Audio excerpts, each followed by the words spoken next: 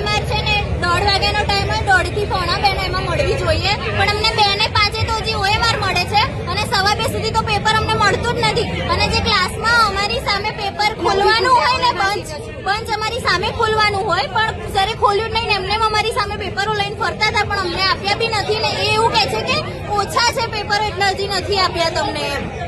એટલે અમે આનો વિરોધ કરીએ છીએ. અને પેપર ફૂટી ગયું છે